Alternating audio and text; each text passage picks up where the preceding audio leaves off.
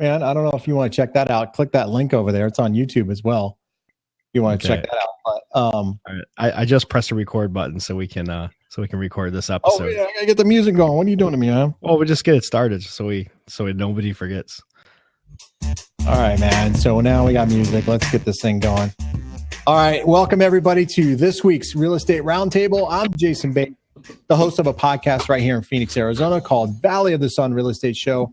And you can check that out by visiting my website at www.valleyofthesunrealestateshow.com. From there, connect with me on any social media, and please join us on the live Blab or on YouTube. Although it looks like it's frozen right now, if it's frozen on my end or not. But we are simultaneously streaming this Blab, not only on Blab, but on YouTube as well. So trying a little bit of an experiment here to do a simultaneous live stream broadcast. Let's see what happens with it. And I'm joined as every Wednesday with Jorge Cuervas. How you doing, man? I'm good, man. Me and the cat are doing all right today. Sorry I was late. There's actually not that much snow on the ground, but it even though there's not a lot of snow on the ground today, it's just traffic was horrible coming back in today. Yeah, you've got the snow apocalypse going or something. Don't you have some kind of storm there? They kept saying there was supposed to be this huge storm, and actually the reason I'm dressed up is I give a class today, and then we had a lot of agents that didn't show up today to the class, mainly because everyone thought we're going to get this big giant storm, and it never really showed up. We got like less than an inch of snow here, but the traffic's still horrible, and but it never really showed up. I think it's south of us. I think it like missed Chicago. Oh God, I saw a lot of tweets about anywhere from 0 to 100 inches expected. Yeah. I saw that image this morning, which is pretty, because that's what was crazy. Like the weather guys were saying, like it was supposed to be, they had all these different predictions. Like some guys were saying it's gonna be like 12 inches, and other guys were saying it's like just a couple. Right. So all right, cool. So let's get right into this. This is a little bit of a repeat from what we did last time. So full disclosure here. I was a knucklehead and I forgot to hit record on the last one. And Aaron Tonka with Meets and Bounds Appraisals is kind enough to come back and be a guest again. So we had a little bit of a practice run. So if you missed it live. It was perfect, really. You got all the bugs out. This is going to go smooth. Yeah, this one's going to go smooth. Oh, it's not starting very smooth. So let's not jinx ourselves here, right?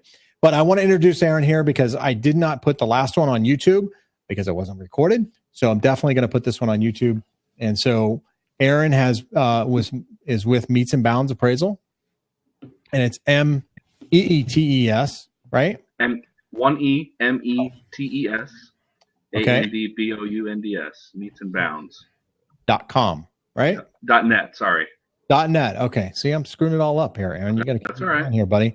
But you have done quite a few real estate appraisals right here in the Valley of the Sun, Phoenix, Arizona. And so you're kind enough to join us and lend your expertise. You've done over 5,000 appraisals throughout Arizona or Central Phoenix, if you will. And so you've been in the business a long time and really are the expert here, if you will. I mean, you're the appraiser, right? So today we're going to talk about how to get a fair appraisal. And this is one of those things I know we talked about before.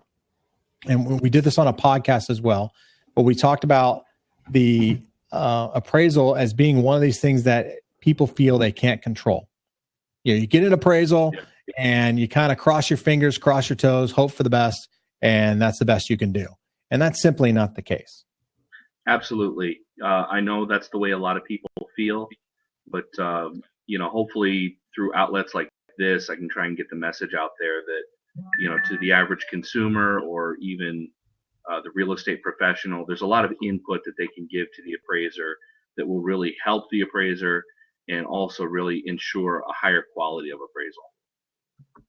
Yes. And that's the thing that, I want to talk to the consumer about here is the control that they actually do have. So when we talk about, purchasing a home, yes, the lender has to order the appraisal. Yes, you can't order your own appraisal. You can't do your own thing when it comes to ordering the appraisal. It has to come through the lender. However, you can meet the appraiser out at the property and you can talk to them about what they're doing or what you're doing. Yeah, right?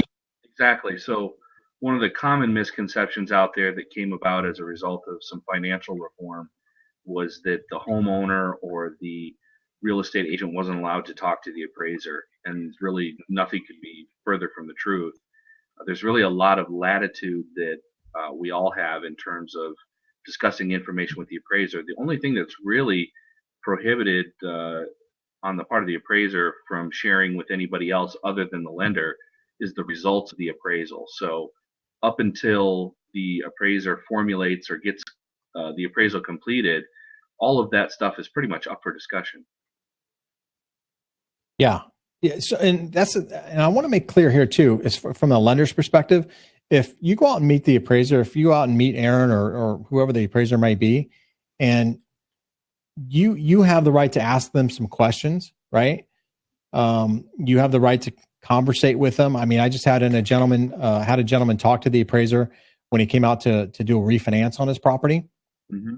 And he asked him, "Hey, what's your background? What do you feel?" He asked questions that, and I wasn't there, of course, but he was telling me this, things that made him feel more comfortable by letting a quote unquote stranger into his house and then telling him whether or not the value is going to be there or not.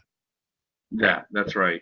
And I would probably take it, or encourage people to take it even one step further. When the appraiser calls to set the appointment for the appraisal viewing of the house, that would probably be an even better time to have a kind of vet the appraiser ahead of time and have a discussion with them about some of their qualifications and whether or not they're familiar with that particular property type, et cetera. Yes, absolutely. Take that time. And so what are some questions a person could ask you, Aaron? Let's go through that. I think a good one to ask is, just to verify whether or not the appraiser is licensed or certified, which basically means that that they've taken the steps through the state to get appropriate licensure. So they fulfilled the minimum requirements to be an appraiser. And then also probably talk to them about their experience. How long have you been appraising? What part of the valley do you appraise most? Or when was the last time you were perhaps in my neighborhood? How many appraisals have you done in my neighborhood? Have you ever appraised a property like mine? That's probably a really good question to ask if you have somewhat of a unique property, maybe with horse facilities or a lakefront property, golf course property, or maybe the architecture of your house is something that's a little bit different or a little bit more unique and maybe not cookie cutter like the rest of the houses in the neighborhood. So these are all maybe good things to ask. The point is, just ask whatever it is that you're concerned with and keep asking questions till you feel satisfied with the answers. Right. I like that. And one of the things that came up last week that I really like that you had to say was that when it came to an appraiser coming out to a property, and when you find out like whether, let's say they have no experience in the area, like they're from a town that's like 50 miles away and stuff, which happens sometimes, you actually have, if I got it right, you could actually say at that moment in time that, I don't think you're really an expert in this area. You work like across town. What happens in that kind of situation? Like in terms, like you ask the questions and you find out that the appraiser is like in a totally other part of town and isn't familiar at all with your area. What exactly would you do at that point? Well, you as the consumer or even as a real estate agent have the right to refuse access to the property. So like I said, try and ask these type of questions before the appraiser comes out. So when they call to set the appointment, again, I think that's the best time to ask these type of questions. But regardless, if they're there at the property and you find out something that you think disqualifies them as someone that's good for the job or not, talk to them about, maybe just putting the appraisal on hold, that you'd like to talk with your lender before moving forward. And so if I were a consumer and I'm working with Jayson as my loan officer, I'm going to want to pick up the phone right away and talk to Jayson and let him know the reasons why I don't feel comfortable with this individual coming out to appraise my property. Just a quick kind of funny little story that I heard about an appraiser up north. There's a little town kind of close in between like Prescott and Cottonwood called Clarkdale. And the appraiser drove up, and first thing he says to the realtor, he goes, "Wow, this area is really cute. I've never been up here before." It's just like red flag, just wait. You need to stop right there. If you're getting comments like, if you're getting comments like that, that's a real red flag. So, you'll probably, if it comes to the point where the appraiser actually comes out to the house, you'll probably be on the hook for a trip fee at the least, but you're probably heading off a much larger problem down the road. So even if it comes to that point, don't be afraid to just say, you know what, let's put this on hold. We'll pay you for the trip, but I'd like to see if someone that knows the area a little bit better can come out here to look at the house. Yeah. Yeah. And someone responsive, like Jayson. And that's another thing that I recommend is that when you're talking to your lenders, it's important to talk to them about appraiser quality, because we often find that, not every loan officer or not every lender is very responsive with regard to appraiser quality. I know for a fact that if you were to talk to Jayson about it, he's gonna make sure that the appraisal gets ordered with someone that knows the area a little bit better. So that's a little piece there too, to kind of watch out for, is talk to your lender, when you're in the application process about what their system of ordering appraisals is and how they ensure that appraiser quality is really the top priority. Now, with the lenders, like with Jayson, how does it work now? You're not, when the appraiser gets ordered or the appraisal gets ordered, you're not specifically calling an appraiser directly, I think, right? Like you have to use like a third party service that then contacts the appraiser, or how does that work?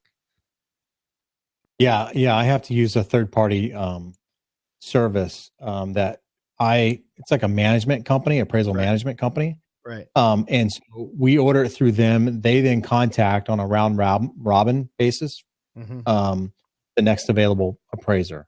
Right. Now I can put in the comments though, when I'm ordering the appraisal, I can put in the comments that I want, like if I know Aaron is an appraiser who is versed in luxury real estate, for example, then I can put in the comments to have him, if he's available to do the appraisal. I can't talk to Aaron specifically, right? Or but I can request, if I know of an appraiser, I can request that if they're available to do the appraisal.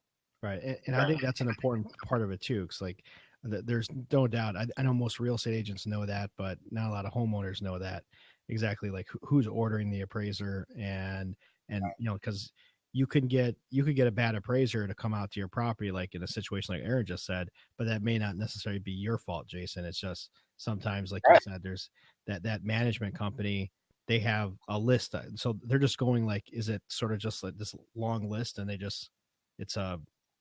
and here's the deal too. The management company does not care. Okay. They're there to push out the appraisal as quickly as they possibly can, or to provide a service to the lender. So having said that, they're judged on how quickly they get an appraiser assigned to the actual property, and then how quick the appraiser gets. Because the appraiser, Aaron, you send the appraisal back to the appraisal management company. They review the appraisal to make sure that you didn't make any mistakes, all your T's are crossed, your I's are dotted. Then I get the appraisal. So there's still like even when Aaron sends the appraisal back. Oh, sorry about that. Even when Aaron sends the appraisal back to our appraisal management company, it can take 2 days before I actually get it. Right. So it's one of those things, man. As much as we want to have good service in the real estate deal, I'm kind of blind to the whole thing as far as the lender goes. So I rely on the realtor and the consumer to give me the feedback, because if Aaron does a bad job, if he's rude, shows up late, or, is condescending about the property, or says negative things about the property, makes you feel bad, I want to know about that so I can fire him. Right.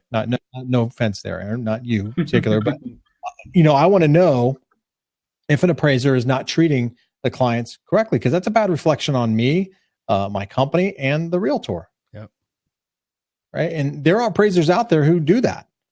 And furthermore, I want to know kind of how thorough that appraiser was. Did he walk in for 2 minutes and walk out and said, "See, I'll send you the appraisal later"? Well, I want to know that, because then if I get a bad appraisal, I know why.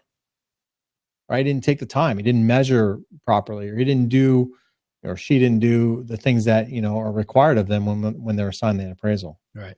And that's important, because I think people just take it for granted that, hey, appraiser was here and let's get pissed off at Jayson because the appraiser didn't do his job, or I don't feel he did his job. Well, yeah, you can get pissed off at me, and I hear it, on occasion, from time to time, unfortunately. But we have recourse to that, and you have recourse that if, hey, you spent 2 minutes in the house, don't bother sending it to Jayson. I'm going to call him right now and let him know that I don't want your appraisal, and we're going to get a different appraiser assigned. Now, some appraisers are going to fight that and say, well, I'm going to charge you a trip fee. Well, if I've got good documentation or good kind of feedback, then I'll take care of that. It's not going to be billed to the consumer. Mm-hmm. Right. From the customer service perspective. So what's the once you get to the property, Aaron, what about with bringing comp, like the agent bringing comps and bringing like the contract, bringing listing sheets of all the closed and sold properties? Is it a good idea? Is it a bad idea to have that for the appraiser when he gets there? No, I think that's something that I would recommend any real estate professional to do. I think that's really a sign of excellent representation on behalf of the agent. I think that's the best way that they can serve their client, is by meeting the appraiser at the property, and then also having in hand comparable sales and the contract, any additional information on property improvements, so that the appraiser has full awareness of everything that the owner's done to the house, or if there's been multiple offers on the property, and then also being very, very clear about what the final purchase price on the house is, because sometimes that can get mixed up with all of the different hands that are involved. Because now you have the loan officer, the processor, the appraisal management company, and the appraiser, and the realtor. But the realtor can kind of clear through all of the dust, so to speak, and make sure that the appraiser knows the exact information that is relevant to that assignment. Right. Great. Hey, too, I want you to mention too about we talk about the consumer being able to talk to you, Aaron, and I'm sorry if I interrupted you there. That's good. If there's something that, and this goes for the realtor as well, if you're representing the seller, if there's improvements made to the property, Yes. Can they give that to you? Can that have an impact? Yeah, it really makes a difference. So it's important for the homeowner or the agent to make an itemized list of all the property improvements. Give us also maybe a breakdown as far as materials and labor costs, and estimated costs overall.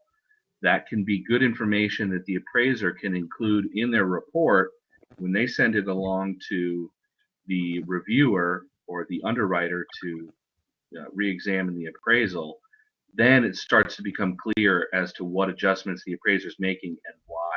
And that's what underwriters love. That's what gives them, that warm feeling that says, yeah, let's, this appraisal looks fine.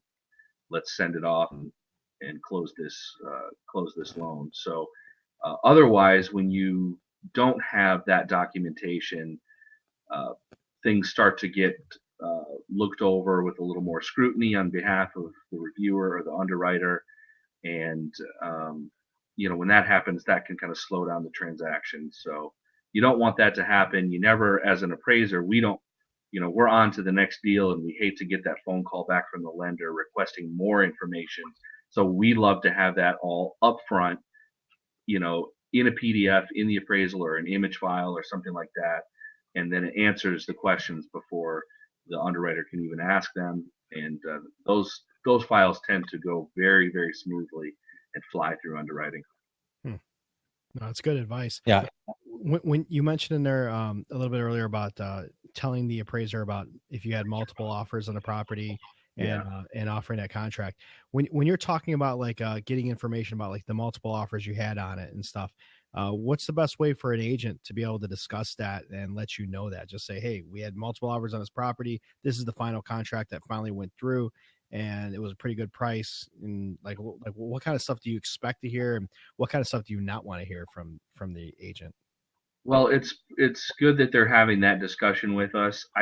You would probably have to ask a real estate agent in terms of confidentiality laws. I'm sure they're probably not allowed to actually show you any written offers unless they have authorization to do so. Right. But we really try and just take each other as professionals and at each other's word. So if an agent tells me that they had 5 offers and they escalated the sale price after the initial offering, then it's good information for me to know. It certainly explains a lot of things when, like I said, when there's an escalation in price that's something above what the initial asking price was. That's something that I can explain to the underwriter and show them that this is a property that's very desirable. So that's why they had multiple offers. That's why the price is a little bit higher than what they were asking for. Agents really need to have that conversation with the appraiser. Unfortunately, you too often hear that after the appraisal's done and it came in a little bit low, and they don't understand because they've had not just one but multiple people offer more than the asking price for the house because it's such a desirable property, and that really has to be weighed in to the appraisal process before the appraiser completes the file. So just be open and try and disclose as much of that information as possible. We definitely want to hear that. Right. All right. Because like at the end of the day, and you defined it last week or a couple weeks ago really well with what an appraiser or what an appraisal actually is, which was nothing. I think you had a really smooth, like one sentence definition for it. And like, it was just, it's the willingness of a buyer to want to purchase that property, or like you had a way of wording it that was nice.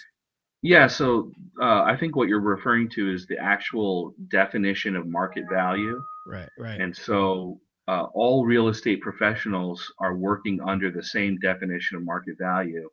And part of that definition, it's a multi-layered definition that has probably 5 or 6 qualifiers to it. But one of them is that there is a willing buyer and willing seller involved, and that there's no undue stimulus forcing the sale.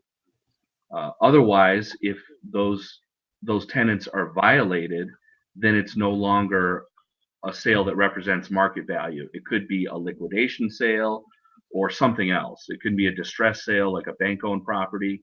Those things don't fit the definition of market value. So the terms by which we accept the assignment often hinge on us providing a current market value to the lender. So again, it goes back to, that's why we need to analyze the contract. That's why we need information as far as all of the offers that were made on the property, because it's part of what we weigh along with the comparables in the area.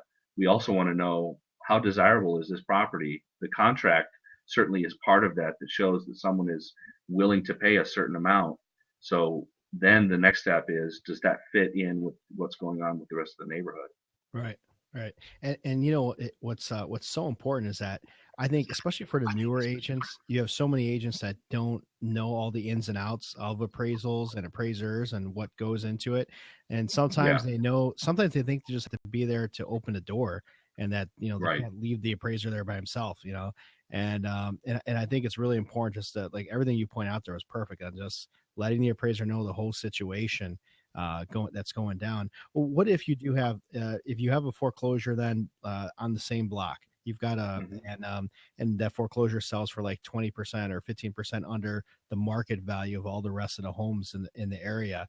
Are you using that foreclosure comp or like when if it's the same exact house pretty much on the same block and everything, how do you weigh that against the comparables? Well, the foreclosure definitely has some sort of weight on the overall values of the neighborhood because it does represent a form of competition, or it's another listing that is, occupying that whole supply and demand, force there. However, here in our local market, we've really rebounded quite well from the downturn back in 2007, 2008. So nowadays, generally speaking, you probably should not be including distressed sales as comparables into an assignment that's asking for a current market value. So by and large, I think most appraisers these days, at least here in our Phoenix area, because the market has been almost fully restored, the occasional distressed sale doesn't really represent market value. So it shouldn't be used as a comparable. If it is, you should probably make some sort of adjustment for the discount that it receives for being a distressed sale. So I would prefer probably to kind of discard it, but if you're going to use it, then I think you have to make up for the price difference between distressed sales and non-distressed sales. Right. So if you use it, you take it into account and say, okay, this property has got water damage, mold damage, it's got something going on. That's why it's a foreclosure. You're taking into account and giving it the appropriate discount, I guess, right? Not a discount, but you would be making a positive adjustment to bring it up to what would be market value. Okay, got it. Yeah. So you're just factoring that the discount was taken when the property was purchased because it was sold under distressed circumstances. I have to then, in the appraisal, make a positive adjustment to it to bring it back up to where the rest of the neighborhood would be. Okay. No, it makes total sense. Yes. That you have to include at least one lower valued home, right? Well, what lenders like to see is a practice called bracketing.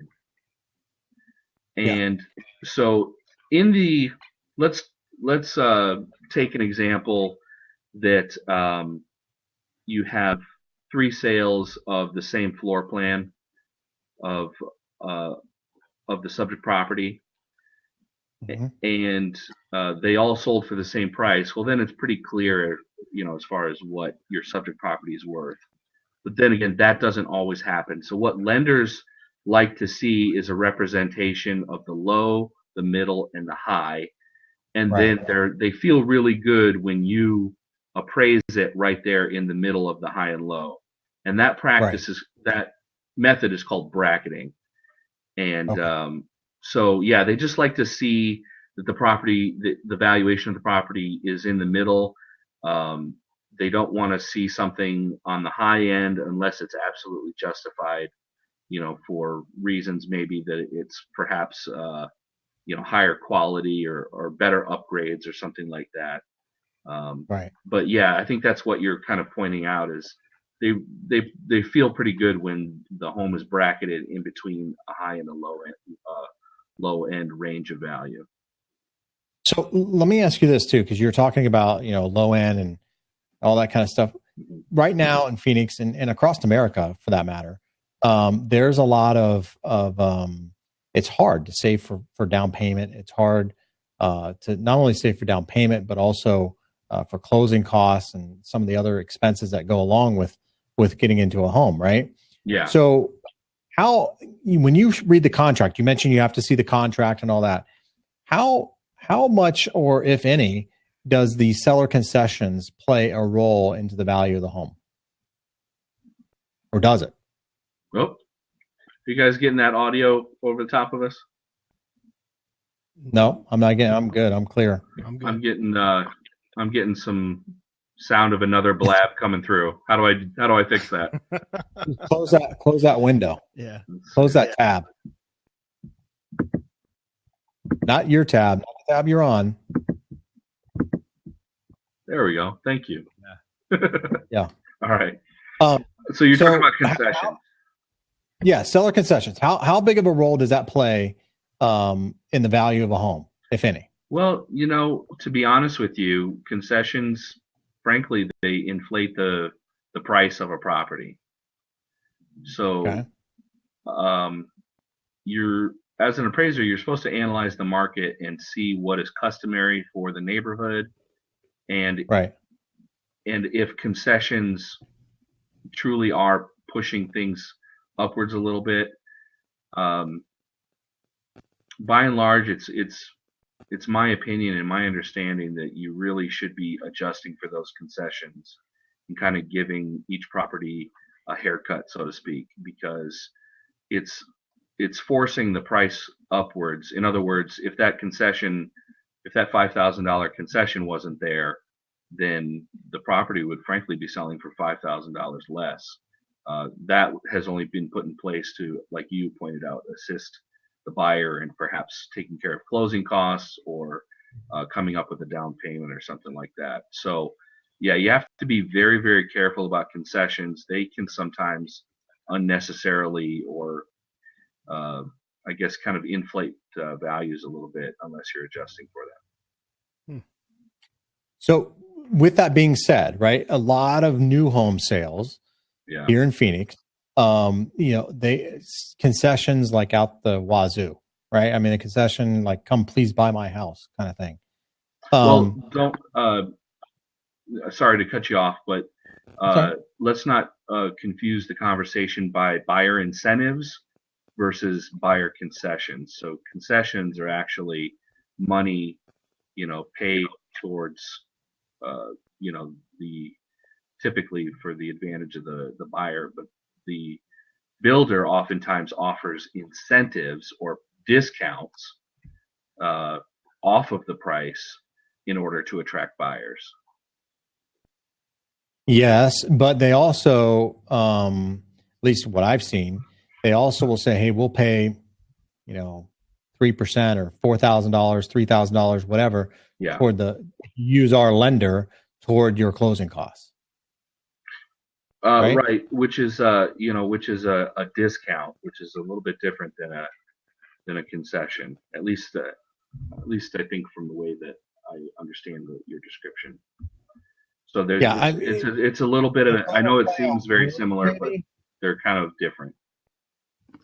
Yeah, because I used to do a lot of the turn downs for builders here in the Valley. And, they'd say, "Hey, well, we have control over it and it's a good thing to do, but it's a little bit of steering going on too." Oh, yeah, definitely. Which is why when you do new home appraisals, that's why the lender doesn't want you to use all new build comps, because I think what you're pointing out, the build kind of creates this artificial market for their product. Right. And so you also need, besides just builder sales, it's probably appropriate as an appraiser to include resales as another indicator of what's going on in the actual market. Yeah, I think it's a little bit of a play on words, to be honest with you, Aaron, because I know it's incentive or concession or what. I mean, discount, whatever. I mean, I don't know. Well, concession is, I mean, like the discount, something you're going to use on your end. Is that something you use on your end to like you're discounting a feature, like a feature of the property or something that's wrong or upgraded or downgraded about a property compared to other ones? Is that something? Is that like the way you term out what a discount and what a concession is and the difference between the two? Yeah, I mean, if you're going to discount something, you discount instead of grade A carpet, you get grade C carpet or whatever. Instead of grade C, you upgrade to grade C, and they give you a discount or something like that. That's kind of how I see it. But when it comes to the actual closing costs, I don't know if it's a discount necessarily. Maybe I'm completely wrong. I don't know. But it seems as though, hey, if you use our lender, we will then contribute this amount towards your closing costs. If you want to use your own lender, you certainly can do that, but then we're not going to give you this incentive, or this closing cost incentive. So I don't know. I know it's a way for the builders, and they have big lobbyists in Wall Street, or not Wall Street, Washington, D.C., that advocate for that, because when this Dodd-Frank came out, that was a big talking point on the new home sales side. And they're saying, hey, we want control. We've got stockholders and shareholders we got to account for and answer to. We got to know what our pipeline is and how solid it is. And if we've got it spread out over all these different brokers throughout the country, we have no idea what the heck's going on. And so I understand their dilemma, but there is a little bit of steering going on, because if I were to do that, or let's say a seller were to do that and say, hey, you buy my house instead of the one across the street, I'll give you a closing cost. Well, that's not, you can't do that. Yeah. But a builder can get away with it. So it seems a bit strange. And that's why I was asking how much of a factor that plays into the appraisal, because I see it on the appraisal. Hey, seller concessions of this. Yeah. And I always wonder, like, who cares? If the comps are there to support the value, I don't care if the seller's given a Rolls Royce with the house. Who cares? If the comp is there to support that value. And if somebody's willing to pay for something, that price, then it's worth that price, as long as the comps support that price. Yeah. Yeah. So I've always found that a little bit strange, why you as an appraiser have to include seller concessions in the evaluation. It really has nothing to do, in my opinion. One of the examples that I think kind of makes it easy to understand is, what do you pay for a Coca-Cola out there today? Now, let's say a can of Coke typically costs 50 cents. But at Walmart, they're you pay $1, but you get 50 cents back. Or they're going to credit you 50 cents. Well, right. You have to ask yourself, does that increase the going value of a Coca-Cola up to $1 now because that's what Walmart's doing? Not really. They're giving you that 50 cents to buy it at $1. That's the same thing that you're doing with seller concessions on a home. Is they're giving you 3% so that you will buy it at a certain price or something like that. So it might be typical for the area, and maybe it doesn't have an impact on value. I'm not saying that it necessarily does. Every neighborhood's going to be a little bit different, and you have to kind of figure out what's normal for the area. However, you have to be very careful that it's not pushing the price up on, that it's not putting some undue influence on artificially inflating the price of a property. Well, let me, and I'm not trying to argue here, I'm just being devil's advocate. If everybody offers seller concessions, then is it abnormal? No, it's probably very normal. So then I think as an appraiser, you probably have to ask yourself, if that's the norm, then maybe I don't need to adjust for it. Uh-oh. So it's concessions go kind of in and out of popularity.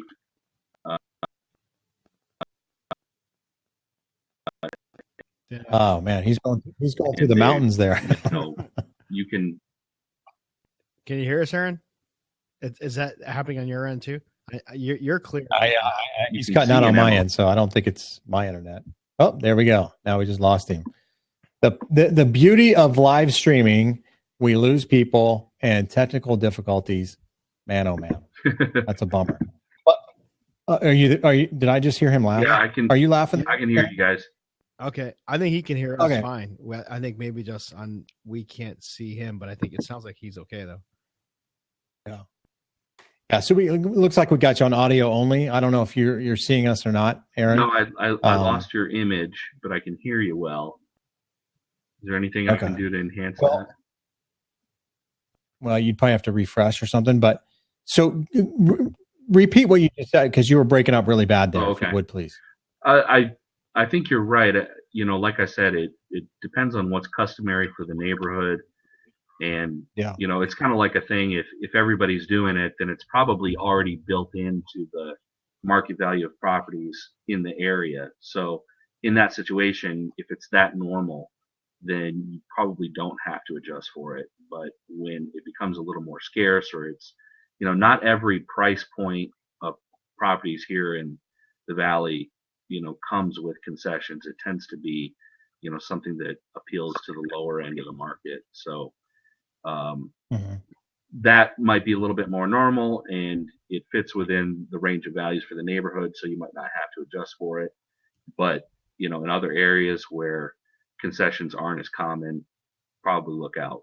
Just make sure that it's not, inflating the value of properties in the area. Right. Okay. Looks like you're coming back here.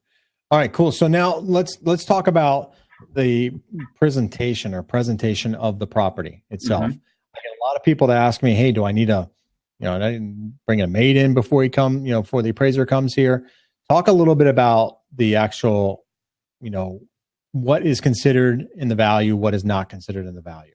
Well, So in other words, is a clean house, dirty clothes, does that hurt the value? no, if a house Okay. isn't tidy, don't worry about that. I do think that if you have time to do some cleanup and make the house uh, look as presentable as possible, I definitely recommend that. It certainly isn't going to hurt you. But I think Right. I think appraisers generally are pretty good at kind of envisioning almost like an empty house. So, in other words, we're just looking at things that affect the overall condition of the property, Right. readily visible deficiencies, like a leaky roof or something like that, or problems with maybe some of uh, the wear and tear on a property. But as a consumer, I wouldn't worry too much about things being a little bit disarray. Obviously, you have to just kind of take that into account that people are busy and may have kids and whatnot. So, That's okay. yeah. So on FHA loans, I always tell consumers, correct me if I'm wrong here, but and sellers for that matter, think safety, right? So FHA, think Yeah. safety. If there's trip hazards or there's steps without railings, if there's holes in the wall, exposed wiring, any of these things that can hurt somebody through shock or whatever, or cut somebody, broken glass, that sort of thing. Yep. It's got to be fixed. Yes. And you're better off to do that before the appraiser gets out there than after. Yeah, that's right. Little problems are taken care of before the appraiser comes out. Otherwise, he will mark that as a closing condition, Yep. and then you will not be able to close on that loan until those repairs have been made. Right. Yeah, the lender, we're going to require those things to be fixed before anything moves forward, which means the appraiser's got to go back out there, which means that somebody's going to pay for another trip charge Yep. to have the appraiser go back out there and fix the items or inspect that those items are fixed. Yes. So now let's talk about pools here a little bit too. Pools, I haven't seen this too much lately, but California, right, was going through a water crisis over the summer past 2015, right? And there was a lot of talk about people getting rid of their pools. In fact, a lot of people were getting rid of their pools. Thank God, knock on wood, we haven't had that problem so much here in Arizona. But there were not too long ago quite a few people who would take their pool, fill it in with trash, and then bury it, so to speak, to get rid of the pool. I want you to speak a little bit about those sort of practices because it's been my experience. If you're going to fill that thing, especially with like engine blocks and some of these other kind of materials that could be hazardous to the environment, here in Arizona, that's taken very seriously, right? You can't dump one drop of oil in the desert because it doesn't go away. And I'm sure that's pretty common across the United States. So speak to that, if you would, a little bit, because backyards, a lot of people put things in backyards, old cars, that sort of thing. Speak to that. Speak to, what people should be looking out for there. Well, if it's being financed through FHA, that probably is going to be a concern. If you have a pool that's filled with a bunch of junk, or even if it's partially filled, and there's still some, maybe, think worst case scenario of someone, a kid maybe perhaps falling down into, that pile of junk or that empty pool or something like that. Again, it goes back to the safety of that property, and FHA won't finance that unless that's been remedied. So yeah, you don't see it too often in our area, although I have witnessed that occasionally, especially when there were a lot of foreclosures. Those pools kind of became, pretty dangerous. They Yeah. were kind of a testing ground for West Nile virus. Yeah. Zika's coming, right? Right So now, Zika. Yeah, we got to worry about that now too. So a partially filled pool or a partially empty pool can present some problems when you're trying to seek a loan on that house. I've always felt that it's kind of strange, right? I mean, you got a half empty pool. Some people like to use that for skateboarding or something. Mm-hmm. But you got a half empty pool versus a full pool, right? You can fall down into an empty pool and hurt yourself or whatever, but you could easily fall into a full pool and drown. That's kind of an interesting point. It's a wonder why FHA doesn't require fencing or some sort of lockable cover to the pool, and don't regard that as a potential hazard. But I guess they've drawn the line there somewhere. But you're absolutely right. With the number of drownings we have here in Arizona, you would think that would motivate FHA even to make some sort of a regional kind of lending overlay or something like that because of the amount of pools that we have in our area. And little known fact too. Now this is here in Arizona, and Jorge, you may or may not know this. FHA does not require AC in a home. I didn't know that. And you appraise the home. You don't have now. Lenders here in Arizona want to see like we were having a big problem with foreclosures and appraisal or AC units being stolen, right? For the copper and whatnot here, it was a big deal. I haven't seen that so much lately. In fact, there was a whole company that built these like lockable boxes that you could put around your AC unit and make a fortune doing it. But you don't have to have an AC unit to close on an FHA loan. But most lenders here in Arizona, because it gets 120 degrees, say, hey, look, we're not going to put a homeowner in a house that doesn't have AC. But in San Francisco, California, a lot of homes don't have AC. Yeah. You have to have heat, and you have to have a place to cook, a stove. You don't have to have a refrigerator.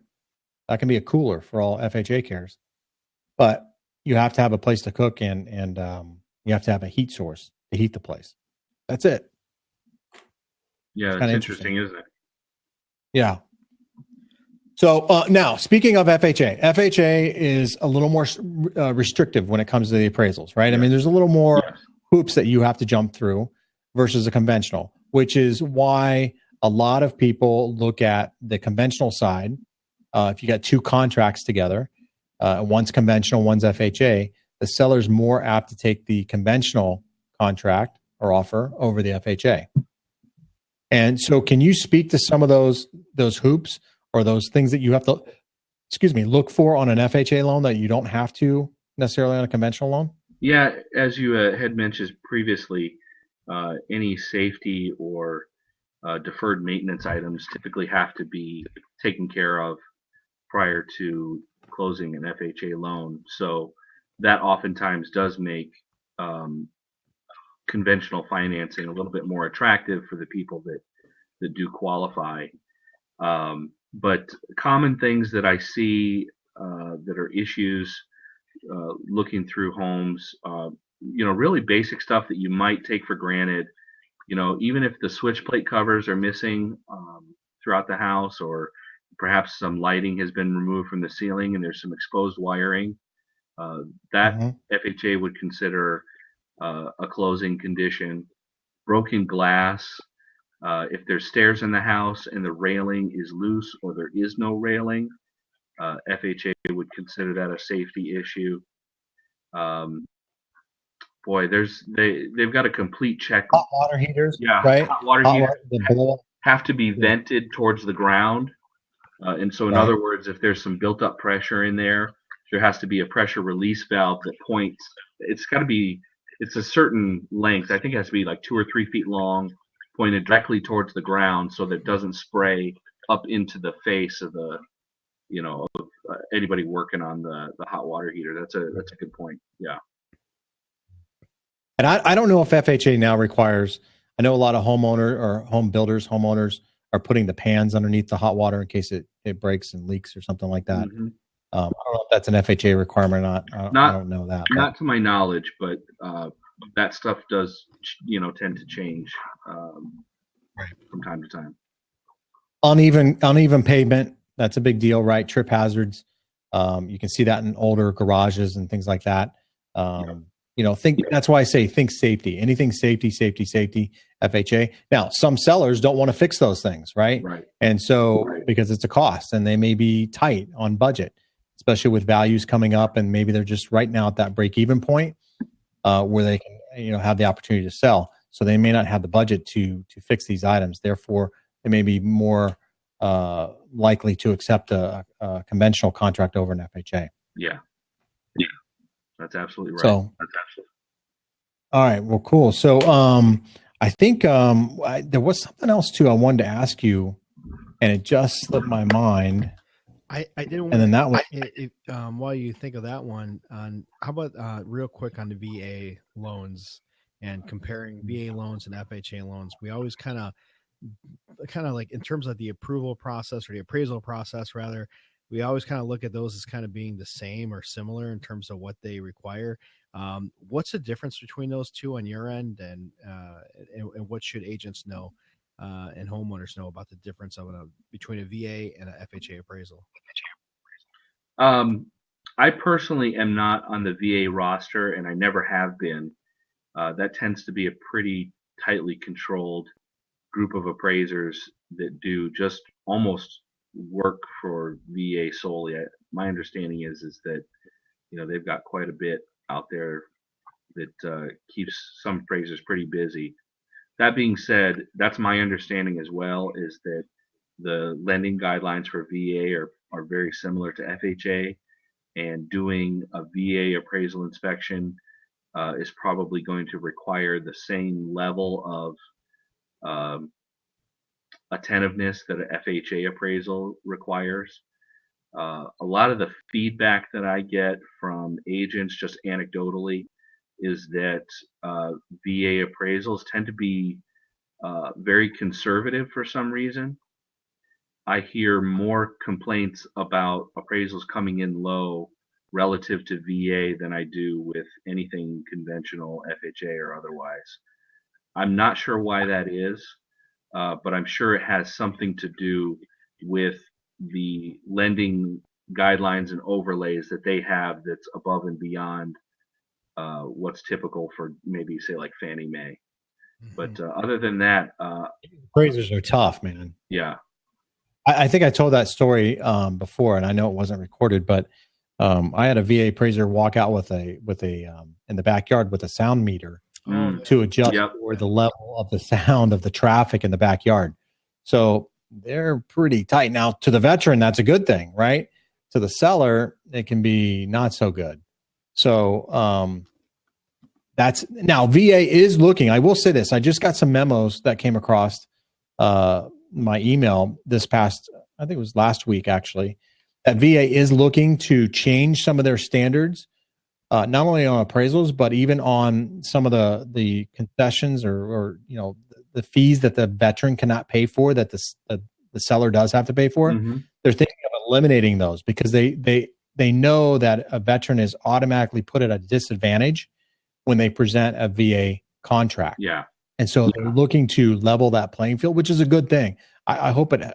I think it was getting voted on in the Senate like last week or something. That's why I saw it come across my desk. So hopefully that will pass the House and the Senate. I'm not a lawmaker, so I don't know how quite that works. But so hopefully that'll make it a little bit more competitive for the veteran, because they already come in at a disadvantage, which is unfortunate. Yeah, that would make sense. Make it a little bit more level for them, and give them a fair opportunity to purchase a home. Right. And that appraisal can be a big part of that, right? I mean, sellers now, they kind of understand the game a little bit. Most sellers out there anyway, and they're in it for them. They're not in it for the buyer. So whatever contract looks the best and is the easiest and less painful. And realtors a lot of times will educate their sellers, hey, this offers a little bit better because you're not going to have to do this. You're not going to be subject to this kind of scrutiny or that kind of scrutiny. The appraisal is going to be a little bit easier, which means that if we got this thing priced pretty aggressively, we got a better shot at getting the value on a conventional versus a VA or FHA. Yeah, that's right. So pretty interesting how that all plays in. So hopefully a lot of people got some good advice, I guess. No, I like all the information about getting it all set up, being a little proactive, that everything you said in the beginning there, just being proactive and making sure that the agent is prepared to receive the appraiser, to come in, have some information available, make sure that they got all the correct information about the property. I think the tips you gave also on just the kind of like the phone call, asking a few startup questions about, are you in the area? and, is this the area you service and stuff like that. I think all that stuff is just so important. And it's so simple to do. It almost seems, it's obvious, but then again, it doesn't happen all the time. No, it is very simple things that everyone can do. Like you said, it does seem like it would be common sense, but I think maybe people might be a little afraid to challenge the appraiser, or might not be aware of just what their rights are, or what they can do to help things along. It doesn't have to be a process by which you're interrogating an appraiser by any means. It's just a normal exchange of trying to figure out who's most qualified and who's going to do the best job possible. So that benefits all of us. It benefits appraisers, it benefits everybody in the real estate community, and it certainly benefits consumers. Hey, I got one last thing I want to ask you here, Aaron, and then we'll wrap this up here. So I saw on Facebook actually today, and this is kind of strange, but maybe this is the sign of the times. Obviously we're going through some big political things. There's a lot of things going on, in the world, terrorist attacks, all that kind of stuff. I've seen this on the Home and Garden Show or whatever on HGTV or whatever. I've seen companies kind of build themselves around this whole concept, and that is bomb shelters, right? Especially down in Florida and stuff like that, these tornadoes, these hurricanes, but then you also have these bomb shelters. An appraiser right here in Phoenix that I'm friends with on Facebook actually posted, he's appraised 2 homes in the same day that have a bomb shelter. Oh, wow. Which is a bit strange, right? You don't think of that too often here in Arizona. Maybe in bomb shelter, tornado shelter, same kind of thing.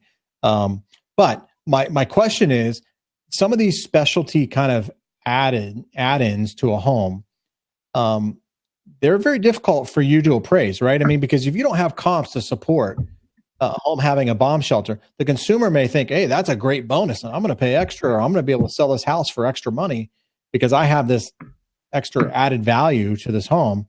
But for an appraiser, that causes some problems. It does. Right? Yeah, it really does. Like you said, the homeowner, because it's something that is desirable to them, seems like it would have some added value to the property. And they oftentimes make the assumption that, well, everybody feels that way, or obviously people are going to pay more because I've invested this much into the property. But there's a very simple principle that I think everyone has to keep in mind when they think about making improvements to their house and want to know what the return on investment is going to be. And I always tell people this: the value of a particular feature of your home is determined by how commonly you see it in your neighborhood. So let's take an even simpler example. Here in Phoenix, the number of swimming pools in the neighborhood demonstrates how desirable that feature is. So if you see 40, 50, 60% of homes having pools in neighborhoods, then there's going to be a higher value to that because the demand has been demonstrated. But I have yet to appraise a house that has a bomb shelter. And I've, appraised probably 5,000 or 6,000 homes here in the Valley. Not that obviously they exist, but it's just not a feature that is in demand as far as the mass public is concerned. So it's probably not a feature that's going to return a whole lot of on your investment. Obviously, the return is if there's ever some sort of a bomb threat, then your life is going to be saved. That's where the money's going. But don't expect it to come out of resale value. Yeah, I tell people you can build a Taj Mahal, but if there's not another Taj Mahal, then it's kind of like Elvis Presley putting gold sinks in it. It's like, well, who else has gold sinks in their house? And if you're doing that, that's great. It's good for you. But if I don't have something else that I can base or get a foundation for what somebody's willing to pay for that, then I can't give much value to it. Right. Right. So it's one of those things, like you said, personal preference, and people get really upset when you say, "Hey, I can't give any value for that bomb shelter." Yeah, but Jayson, it's it's 500 square feet. You can live in that thing for years. Yeah, okay. So you're the only one that can live in it. I mean, nobody else has it. So and not to downplay it. I mean, it's important to some people, but if the comps aren't there to support it, it really means nothing. And that's what it really boils down to. Unfortunately. So again, I think you just have to have the right perspective when you're making investments in your house. If it's for your personal use, then it's probably worth it. But if you start thinking in terms of resale, then that's a whole different story, and the value completely changes. Yeah, absolutely. All right, cool. So I think we covered just about, we covered a lot of stuff. No, we covered everything. We did. We covered a lot of stuff, and thanks a lot for coming on the show again. We are recording at this time, so we are all good. But thank you guys. The information is really solid. I think it's really important for homeowners, but especially for agents to understand these really basic things about what to do and how to handle an appraiser. Yeah, absolutely. And so thank you, Aaron. Thank you once again. You can visit Aaron if you want to have your home appraised. We didn't touch base on this, but I did before. You can actually have your home appraised anytime you want. You can call Aaron directly. You don't have to go through a lender unless you're getting money out of the home. Then you have to go through a lender to get the appraisal. But if you just want to appraise your home on your own to see what kind of is going on, you certainly can reach out to Aaron directly. And Aaron, why don't you tell everybody, I know Meets and Bounds, METES and AND Bounds, right? Yep. BOUNDS.net. .net, that's right. My website. Website's got a lot of good information out there for all different types of uses for appraisals, for pre-listing appraisals, divorce situations, estate situations where maybe there's been a death in the family. A lot of these type of things require an appraisal or a certified opinion of value. So I offer those types of services as well. And then if anybody has questions, I really will try and take as much time as I can to answer those questions. So I'm on Google Plus right now, Scottsdale Appraiser. You can ask me any questions there. On Twitter, if you can fit that question into 140 characters, that's a good way to get a hold of me, Aaron_Chonka. And then I'm going to try and do a Facebook as well for the general public and the real estate community here in the Valley to ask questions and try and answer appraisal related stuff there as well. So I'll be working on that in the next few weeks. Very cool. And you can always check, please, if you're listening to this replay or watching the replay, check us out live. It's much better live, more fun, right? Yep. But check out the replays too, of course. If you're watching this on YouTube, please subscribe. Follow me on my website, www.Valley of the Sun Real Estate Show, or on iTunes for the Valley of the Sun Real Estate Show. Jorge, all right. Always a pleasure, man. Tell everybody, want to tell everybody how they can get hold of you real quick, buddy? Agent Redefined is my website, and buy, sell. All right, cool. Thanks, everyone. And we will hit pause here. I'm probably not going to end the blab, but we'll hit pause here for right now and go from there. Does it really look like I'm wearing, like I'm dressed like I'm going to work at a bank? I feel